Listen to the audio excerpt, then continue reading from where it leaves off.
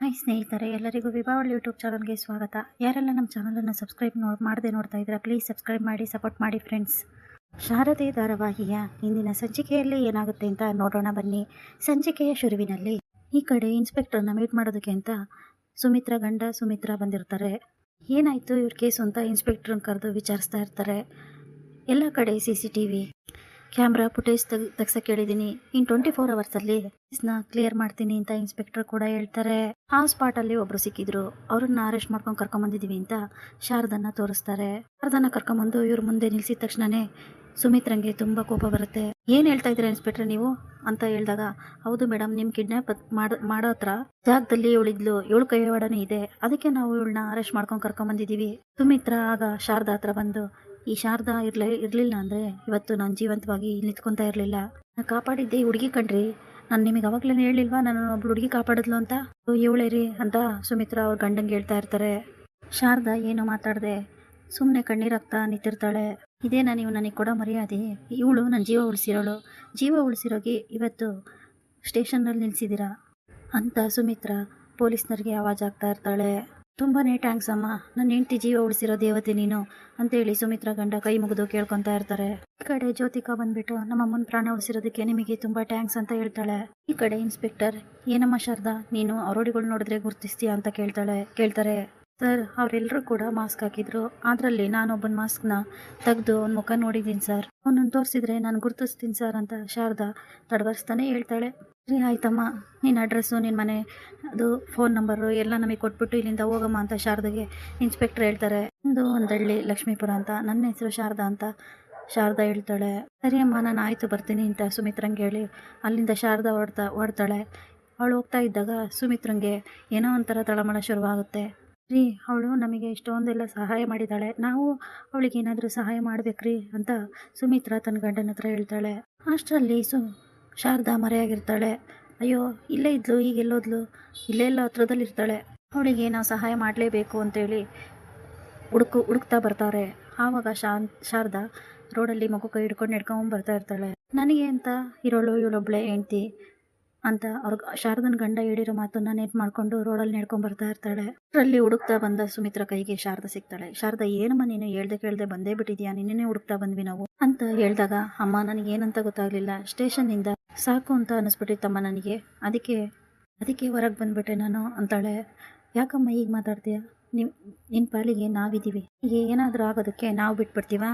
ಹೌದು, ನಿನ್ನ ಲಕ್ಷ್ಮೀಪುರ ಅಂತ ಹೇಳ್ದಲ್ಲ, ಮತ್ತು ಈ ಬೆಂಗಳೂರಿಗೆ ಏನಕ್ಕೆ ಬಂದಿದೀಯಾ, ಎಲ್ಲಿ ಉಳ್ಕೊಂಡಿದೀಯಾ, ನಿನ್ನ ಜೀವನಕ್ಕೆ ಏನು ಮಾಡ್ತಾ ಇದೀಯಾ ಅಂತ ಸುಮಿತ್ರಾ ಕೇಳ್ತಾರೆ. ಇಲ್ಲ ಅಮ್ಮ, ನಾನು ಬೆಂಗಳೂರಿಗೆ ಕೆಲಸದ ಮೇಲೆ ಅಂತ ಬಂದೆ, ಏನು ಮಾಡಬೇಕು, ಎಲ್ಲಿ ಉಳ್ಕೋಬೇಕು ಏನೂ ಗೊತ್ತಾಗ್ತಾ ಇಲ್ಲ, ನಾನು ಇನ್ನೂ ಯೋಚನೆ ಮಾಡ್ತಿದ್ದೀನಿ ಅಂತ ಶಾರದಾ ಹೇಳ್ತಾಳೆ.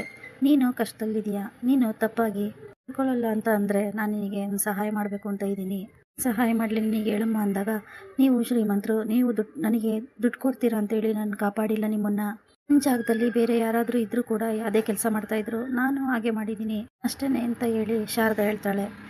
ಜ್ಯೋತಿಕಾ ಇದ್ದವಳು, ಪಾಪು ನಿನ್ನ ಹೆಸರೇನು, ನಿನ್ನ ಹೆಸರು ತುಂಬ ಚೆನ್ನಾಗಿದೆ, ಐಸ್ ಕ್ರೀಮ್ ತಿಂತೀಯಾ ಪಾಪು? ಐಸ್ ಕ್ರೀಮ್ ಕೊಡಿಸೋದಕ್ಕೆ ದೀಪಿಕಾ ಕರ್ಕೊಂಡು ಹೋಗ್ತಾಳೆ. ಇನ್ನು ಶಾರದಾ ತನ್ನ ಹಳೆ ಸ್ಟೋರಿ ಎಲ್ಲ ಹೇಳೋದಕ್ಕೆ ಶುರು ಮಾಡ್ತಾಳೆ. ನಾನು ನನ್ನ ಗಂಡ ನೋಡ್ಕೊಂಡು ಬೆಂಗಳೂರಿಗೆ ಬಂದಿದ್ದೀನಮ್ಮ. ಏನಮ್ಮ ನಿನ್ನ ಮಾತಿನ ಅರ್ಥ ಅಂತ ಸುಮಿತ್ರಾ ಕೇಳ್ತಾರೆ. ಹೌದಮ್ಮ, ನಾನು ನನ್ನ ಗಂಡನ ಹುಡ್ಕೊಂಬಂದಿದ್ದೀನಿ, ನಾನು ನನ್ನ ಗಂಡನ ಹುಡ್ಕೊಂಬಂದೆ, ಆದರೆ ಅವನು ಇಲ್ಲಿ ಅಂತ ಸುಮಿತ್ರಾ ಹೇಳ್ತಾಳೆ. ಈ ಕಡೆ ಶಾರದಾ, ನಿನಗೆ ತುಂಬ ದಿನ ಟೈಮ್ ಕೊಡೋಕ್ಕಾಗೋದಿಲ್ಲ, ಆ ಗೌಡ್ರಿಗೆ ಮಕ್ಕಳಿಲ್ಲ, ನಿನ್ನ ಮಗಳನ್ನ ಅವ್ರಿಗೆ ದತ್ತು ಕೊಡು, 2.5 ಲಕ್ಷ ದುಡ್ಡು ಕೊಡ್ತಾರೆ, ಇನ್ನು ನೀನು ನನಗೆ ಅಂತ ಕೈ ಹಾಕೋದಕ್ಕೆ ಬರ್ತಾನೆ. ಆ ಗೌಡನಿಗೆ ಸರಿಯಾಗಿ ಬಾರಿಸ್ತಾಳೆ ಶಾರದೆ. ಅಲ್ಲಿಂದ ತಪ್ಪಿಸ್ಕೊಂಡು ಮಗಳು ಕರ್ಕೊಂಡು ಬರ್ತಾರೆ. ಇಲ್ಲಿಗೆ ಬಂದು ನೋಡಿದ್ರೆ ಗಂಡ ಅನ್ನೋನು ಬೇರೆಯವ್ರ ಜೊತೆ ಸಂಸಾರ ಕಟ್ಕೊಂಡಿರ್ತಾನೆ. ಅವಳೇ ನನ್ನ ಹೆಂಡತಿ, ಅವಳೇ ನನ್ನ ಸರ್ವಸ್ವ ಅಂತ ಹೇಳಿರ್ತಾನೆ. ನಾನು ಇದಕ್ಕೂ ಮುಂಚೆ ಒಂದು ಊರಲ್ಲಿ ಒಂದು ಮದುವೆ ಆಗಿದ್ದೆ ಅಂತ ಹೇಳ್ತಿದ್ನಲ್ಲ, ಇವಳೇ ಹೆಂಡತಿ ಅಂತ ಹೇಳಿ ಇವಳಂತೂ ಶಾರದೆ ತೋರಿಸಿ ಪರಿಚಯ ಮಾಡಿಕೊಡ್ತಿರ್ತಾನೆ. ಹುಡುಗು ಡೈವರ್ಸ್ ಆಗಿದೆ ಅಂತ ಹೇಳಿದ್ರಲ್ವಾ ಅಂತ ಅವನ ಹೆಂಡತಿ ಕೇಳ್ತಾ ಇರ್ತಾಳೆ.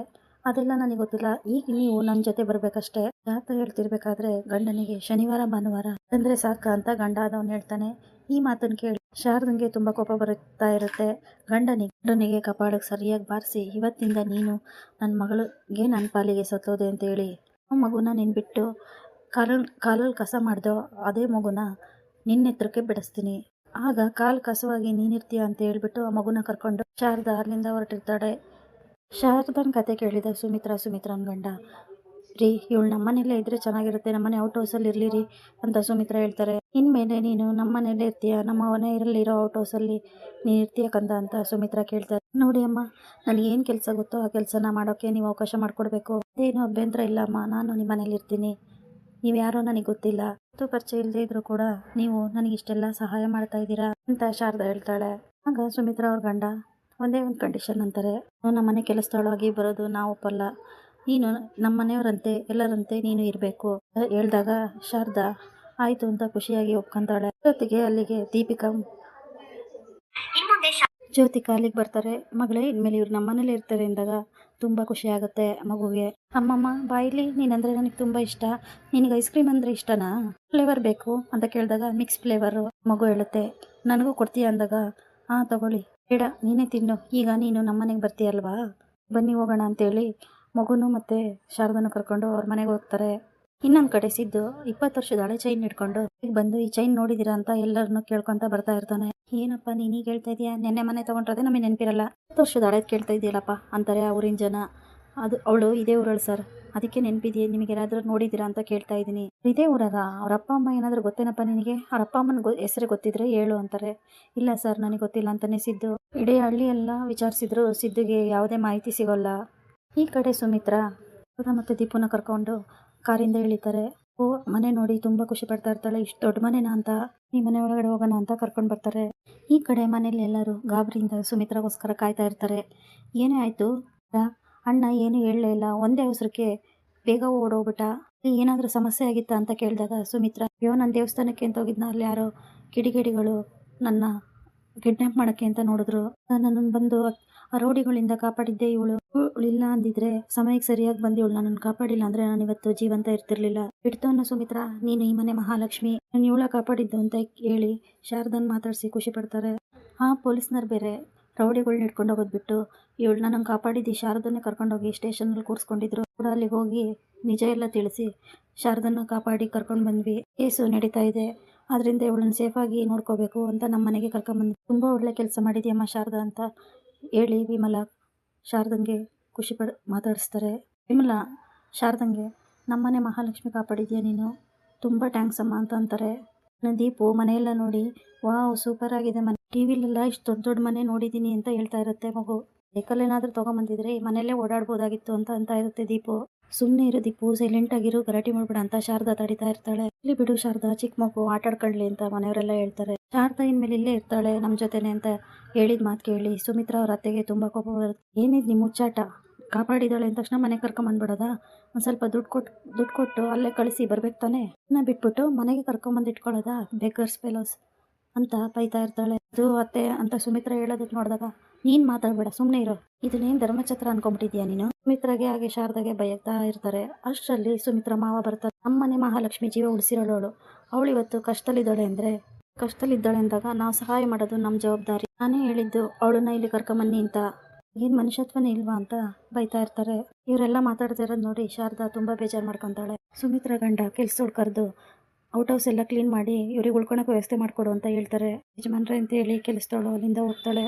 ನಿಮಗೆಲ್ಲ ಯಾಕೆ ಸುಮ್ಮನೆ ತೊಂದರೆ, ನಾನು ಹೋಗ್ತೀನಿ ಅಂತೇಳಿ ಶಾರದಾ, ನೀನು ಈಗ ತಾನೇ ಬಂದಿದ್ಯಾ, ಹೋಗೋ ಮಾತೆಲ್ಲ ಆಡಬೇಡ, ಹೋಗಮ್ಮ ನೀನು ಆರಾಮಾಗಿ ರೆಸ್ಟ್ ಮಾಡು ಅಂತಾರೆ.